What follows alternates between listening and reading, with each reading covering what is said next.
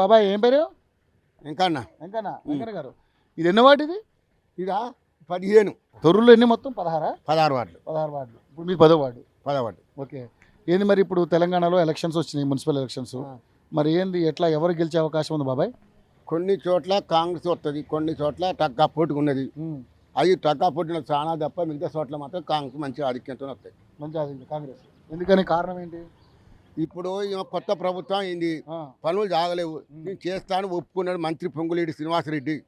ఆయన నేను చేయకపోతే మళ్ళీ నన్ను మాట్లాడండి, నేను మార్చి నెలల వరపులా చేస్తా, గవర్నమెంట్ ఇండ్లు ఇచ్చే బాధ్యత. నేను ఎందుకు అరెస్ట్ చేసిన వీళ్ళ సిపిఎం వాళ్ళని అంటే, నాకు అడగకుండా ఎంఆర్ఓ ఫస్ట్ తాళం వేసుకున్నారు, తర్వాత రెండోసారి తాళం వేసారు.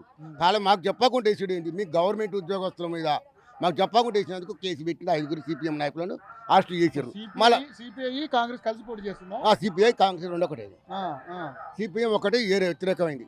ఇది ఒక తొరువులే మైబాద్లో కాంగ్రెస్ సిపిఐ 3 ఒకటైనా చేస్తున్న వాటి డోర్నకల్లం మైబాద్ ఏరియాలో అటు అవుతాయి. ఇది మాత్రం ఏరే చేస్తారు.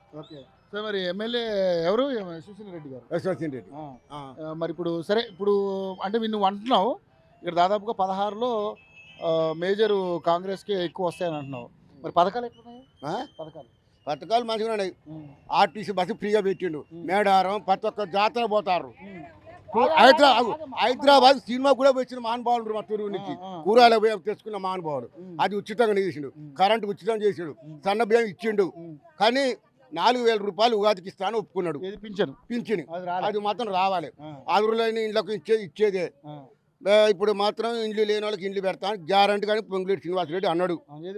తొర్రూరు దత్తత కూడా తీసుకుంటా అన్నాడు కదా. దత్తత తీసుకుంటా ఇక్కడ ఫైర్ ఇంజన్ పెట్టాలన్నాడు. ఒకటి 100 పడకల ఆసుపత్రి చేయాలన్నది. ఝాన్సీ రెడ్డికి గెలవక ముందే 35 సంవత్సరాల కింద సొంత డబ్బులతో గవర్నమెంట్ హాస్పిటల్ కట్టించింది. ఇదే దయాకరావు ఏం కట్టించు పెట్టాను, ఆ సొంత డబ్బులతో కట్టించింది. ఎవరు కట్టించింది? యశ్వంత్ రెడ్డి అనుమానంలో ఝాన్సీ రెడ్డి. మరి ఏమైనా పెట్టిండా? 10 ఏళ్ళు గెలిచి ఒక్కడికి ఇల్లు బీకేలేదు. 43 మందికే ఇచ్చిండు. తొర్రూరు గ్రామంలో 16,169 మంది జనాభా ఉంటే ఒక్క 43 మందికి ఇచ్చిండు. వాడుకు 3 ఇచ్చారా? తత్మమైలే జనాభా ఎక్కడ వచ్చారు, ఏమైపోయారు చెప్పండి? అది విలేకరుల కంటే జర్నలిస్టులకు ఇచ్చారు. ఆ జర్నలిస్ట్ మరి తత్వం లేవా? ఒక్కొక్కరిని 3 ఉంటే 4వది ఇచ్చిండు. అసలు లేడు మేము కావాలి రోడ్ల మీద అని కొన్ని రోజులు ధారణ చేసినాం, నైట్ చేసినాం, పన్నాం. కానీ ఏది చేసినా మా సిపిఎం నాయకులు ఒక్కసారి ఎమ్మెల్యే కలిసి మాట్లాడితే బాగుంది. ఎంఆర్ఓ ఆర్డీఓతోని కలెక్టర్ని మాట్లాడు కానీ ఇవ గలవలేదు. అది ఏం జరిగిందో అంతటితో ఆగింది. ఇప్పుడు మాత్రం ఇస్తాను పొంగులేటి శ్రీనివాసరెడ్డి అన్నాడు. బహిరంగ అన్నాడు. చేయకపోతే మార్చి ఏప్రిల్లో మళ్ళీ ఎమ్మెల్యే మరుకొని అడిగి ఇల్లు జాడించే వరకు పోరాటం చేసేది మాట ఇచ్చాడు. ఒకవేళ తీరకపోతే ఇప్పుడు ఎలాగ జెడ్పీటీసీ ఎలక్షన్స్ ఉన్నాయి కాబట్టి నిలదీయచ్చు. మీరు అడుగుతాం, మా వార్డు కౌన్సిలర్లను గెలుస్తారు, వాళ్ళని నిలదీసి అడుగుతాం. ఎప్పుడు ఎమ్మెల్యే దగ్గర పోయి మళ్ళీ ఎమ్మెల్యే దగ్గర మాట్లాడతాం. మరి ఇప్పుడు ఇక్కడ ఎవరెవరికి పోటీ ఉంది? ఇక్కడ ముదిసాన్ సురేష్, రుద్రోజు, విజయ్ కుమార్. బీజేపీ 15వ వార్డులో ఉంది, 7వ వార్డులో రావు. ఒక్క 15వ వార్డు కొలుపుల శంకర్ రావాలి, లేకపోతే కథం క్యాన్సల్. మరి ఇప్పుడు ఎవరు పోటీ? ఎవరెవరికి? కాంగ్రెస్, టీఆర్ఎస్. సిపిఎం చేసినా రాదు. ఏ వార్డుకు 100 ఓట్లకు ఎక్కువ రావు. సో మరి గెలిపే అవకాశాలు ఎక్కువ ఎవరికి ఉన్నాయి?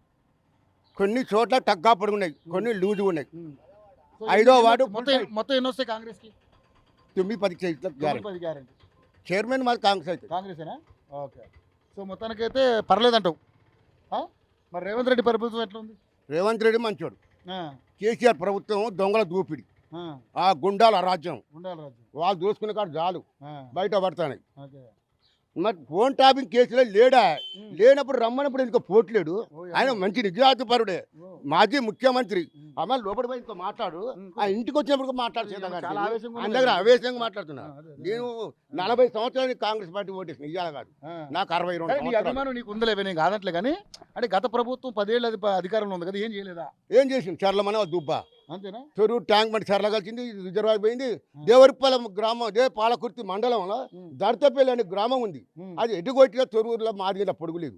ఆడ ఇంట్లో పంచి ఇచ్చింది దయాకరం. ఈడ ఎందుకో ఇయ్యలేదు. ఈ తొర్రూరు కార్యకర్త బుద్ధి జ్ఞానం ఉన్నట్టు ఎందుకు అడగలేదు? ఒక్క నిలదీయలేదు. ఇవాళ అందరూ ఓటైనా వస్తారు. ఏ కారణం చేస్తారు? ఎందుకు వేయాలి? ఓటైన బిస్కెట్ల కాగితమా, చాక్లెట్ కాగితమా, 500 రూపాయలు లోట పారితే 1 కిలో కూర తీసుకొని తింటాను. ఏ అధికారం మీద వేయాలి? పనులు కావాలంటే కోసం చేసుకుని కట్టుకు పెడతారు కానీ లాభం లేదు. తెలంగాణ కేసులో వాంతి చెప్తే వాడ కొట్టుకోవాలి. అంతేనా? ఆ, ఓకే. సో కాంగ్రెస్ ప్రభుత్వానికి వేస్తేనే బెటర్ అంటావు. 90% మళ్ళీ పనులు చేస్తేనే నమ్మకం ఎమ్మెల్యే గారు. ఓకే. నమ్మకం ఉందా మరి మీకు? ఉన్నది ఆ? ఉన్నది. పక్కా. ఆ. సరే, ఓకే, రైట్ మరి.